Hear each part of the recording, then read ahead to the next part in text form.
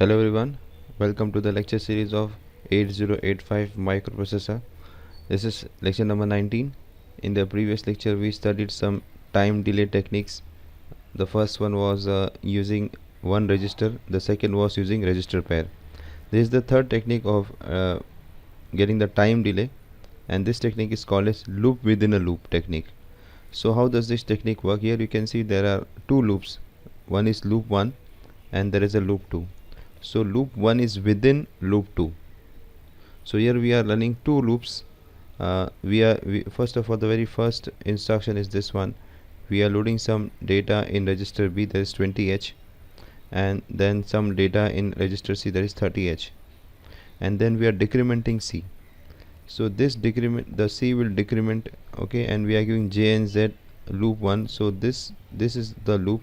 This loop will be executed until C becomes 0. Then when C becomes 0, this loop gets completed. We come out and there is a DCRB. So DCRB will decrement B, okay, and if B is not 0, again it comes to loop 2. Again it comes here, okay, loads C with the same number, decrement C, and it goes on decrementing C until it becomes 0. Then again decrementing B. So this goes on until even B becomes 0. So here the delay would be something like multiple of this. So let us calculate the delay in this case. So first we calculate the delay for loop 1, because loop 1 is inside. So the very first step is we will calculate the delay for loop 1. Let us assume that we have a clock of frequency 1 megahertz, and 1 megahertz in time period is 1 t state is 1 microsecond, 1 t. So we have two instructions within the loop, DCRC and J and Z. These two instructions are of loop 1, okay. So the very first thing is what we calculate is time delay for loop 1. Now in loop 1, okay, this is loop 1, the total t states are 10 plus 4, 14, okay, and because the count is 30H, so the very first thing what we do is we need to calculate a decimal of 30, okay. So I'll just put this out. So 30H, okay, 30 hexadecimal, we need to calculate the by decimal of this. So it is 3 into 16 raised to 1 plus 0 into 16 raised to 0. So this is 16 3s, this is 48. So 48 decimal. So it means this particular instruction will be executed 48 times. So we have 10 plus 4, 14. So T loop 1 is equal to 14, that is the T states, and it will be executed 48 times, and we have a clock of 1 microsecond. So this is the whatever answer we get here, that will be the loop 1 calculation. So this comes out to be 672 microseconds. Now as we know, this when it comes out, okay, this 10 is when it jumps up, but when it comes out we have 7. So we need to do a subtraction, okay, a correction. So the T loop 1 the dash, okay, so it is of we just need to subtract 3 microseconds. So 3 into 1 microsecond, which is 3 microsecond. So the total delay, T delay of loop 1 would be equal to 672 minus 3 microsecond, which is equal to 669 microsecond. So this is the delay loop, this is the delay for the loop 1, okay. Now while calculating the delay for loop 2, we need to consider loop 1 as well, okay. So here the delay, the loop starts from here, the second loop, okay. This one, this is the loop 2. This instruction is outside the loop, so it will execute only once, but this instruction they will be executed 20H times, these instructions. in which we have already done the calculation for this, so we don't need to calculate. We'll directly write the time, whatever t delay we got. Okay, so let us see how we write the delay program, how we calculate the delay for this particular loop, the entire loop. Now we calculate the total delay. We have already calculated the delay for loop 1. The delay for loop 1, as we have seen, it is 669 microseconds. So let us now do the final calculation. Now in final calculation, we have already done the calculation for the delay loop 1. Okay. So we write what is the delay loop 1. This delay loop 1 was, so t loop 1 was 669 microseconds. Now the total delay, here we can see, for that purpose what we do, we write this instructions in terms of time which we have already calculated. So what we are left with, the loop calculation, the second loop, it starts from this part, this.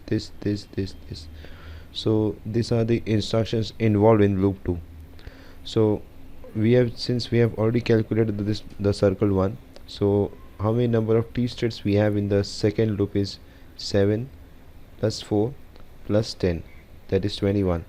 Okay, so the total delay, which is of course the delay of loop 2. Okay, so the total delay, this is loop 1. Okay, so the total delay would be equal to, now first of all, this 20, because this particular loop 2 will be executed 20 h times. So 20 h is, let us see what is 20 h. So 20 h is 2 into 16 raised to 1 plus 0 into 16 raised to 0. So this is 32 decimal. So this will be executed 32 times into, now here we have already calculated this loop 1 is a part of the loop 2, so we directly write in terms of seconds, microseconds. This is microseconds. Then plus, now apart from this we also have this instructions which are the part of loop 2, so which are, you can see 7 t states, 7 plus 4 plus 10, so it is 21 into t, 1 t state is was 1 microsecond. So this is the calculation part. So this is 32 into now 21 into 1 is of course 21 microseconds. So what we are left is 669 plus 21, of course this is in microseconds. So this 32 into this 690, sorry. So we need to multiply this. Okay, so whatever answer we'll get, that is the total delay after multiplying this. Now this 32 into 690, so what answer we will get is 22080 microseconds. Okay, now we are ignoring this, the first instruction MVIP, it is of 7 t states. Now we already have 22,000 around 22,000 this microseconds, so we ignore that. So we can convert this in terms of milliseconds also. So this comes out roughly to be 22.1 milliseconds. Okay, so we have converted micro to milliseconds. So this is the total delay, 22 microseconds, milliseconds. So this is how we do the calculation for loop within a loop. This is the final answer. Okay, so until now we have seen 3 techniques of calculating delay. The first was delay using a single register, second was register pair, third was loop within a loop. Now this software delay techniques, they have some drawbacks. The very first drawback is the accuracy of the time delay which we calculate. It depends on the accuracy of system's clock. So if we are considering that the clock may be of suppose 1 megahertz, and even if there is a chance of that there is a 5% error in this particular reading, It may be not be 1 megahertz exactly. It may be something like 1.1 megahertz or something like 0.9 megahertz. So the delay won't be what we have calculated. It may be something plus minus of what of our calculation. The second thing is that when we are executing the delay program, the microprocessor is busy in a waiting loop. In that particular time, suppose if we are giving a delay of maybe 10 milliseconds, for that 10 millisecond time the microprocessor is busy in a waiting loop. It cannot do any other useful work, so it is like wasting the time of the microprocessor. Then the third is the calculation of delay is a tedious process.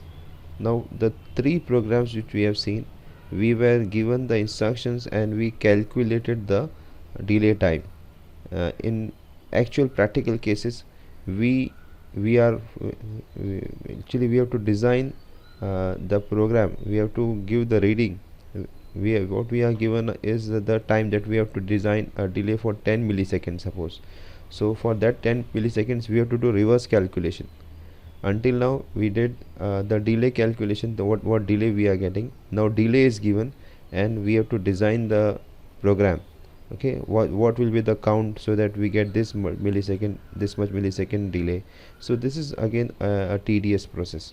So for time delay, generally we have some ICs. Okay, there are special ICs which can be used for getting the time delays. Next we do a problem. So this problem says calculate the count to generate a time delay of 100 microsecond with a clock of frequency 1 megahertz. So this is the program given, the delay program, and delay is also given. We need to find the value of the count which will provide this particular delay. So in previous cases we calculated the time delay, count was given, and here we are given the time delay, we need to calculate the count. So this is a loop. Okay, there are 4 instructions inside the loop. We'll just calculate the time delay for this particular loop and ignore that jump in the no zero, the last one, that which is of 7. We'll take this as 10 because MVIB will also have some t states, so we are making some approximations here. So now the formula is t delay, the time delay, it is equal to the count into number of t states into the time period of this particular pulse. And with this t actually is because frequency is given as 1 megahertz. Frequency is 1 megahertz, so it is natural t is 1 upon f, which is equal to 1 microseconds. So here t is 1 microsecond. We need to find the time delay is actually 100 microsecond, which is given. Count we have to find. I'll just route count as c. Now see number of t states, it is 4 plus 4 plus 4 is 10. So 10 plus this 12, it is 22.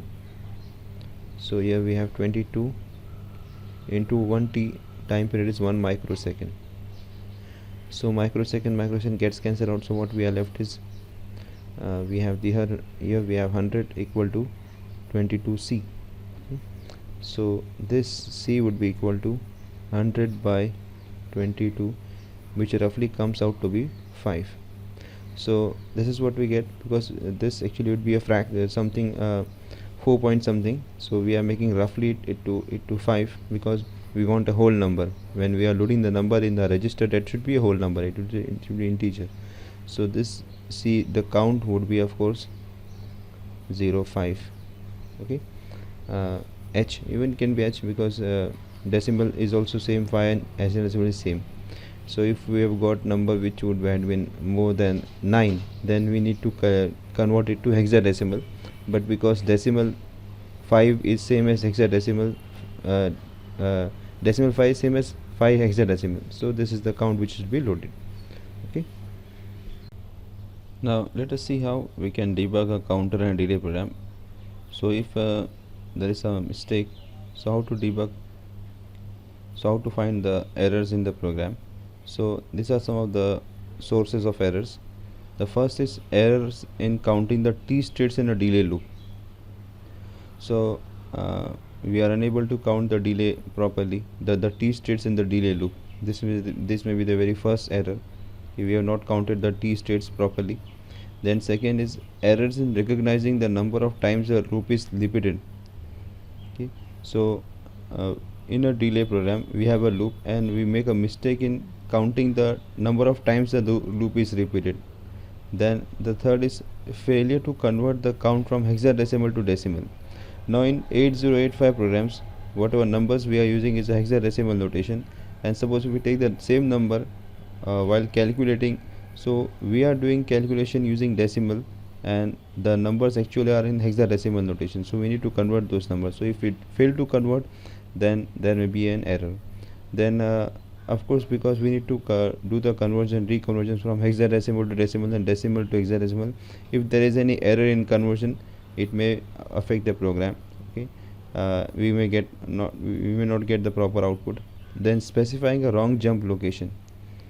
Okay, this is one more error. Then using a wrong jump instruction.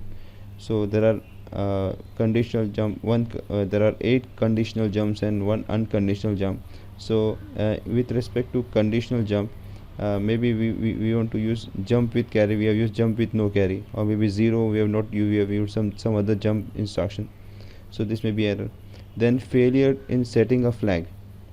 So we must know that that particular instruction will, whether it will set that particular flag or not, like in case of DCR instruction. Okay, when we are using DCR instruction, this DCR instruction will set the 0 flag. If suppose we are using DCRC, so as soon as C becomes 0, the 0 flag is set. But DCX instruction, it never sets the 0 flag. Even if that particular register pair becomes 0, it will never set. So you must know these things. So this is for this, but that's all for this particular lecture. Okay, thanks for watching.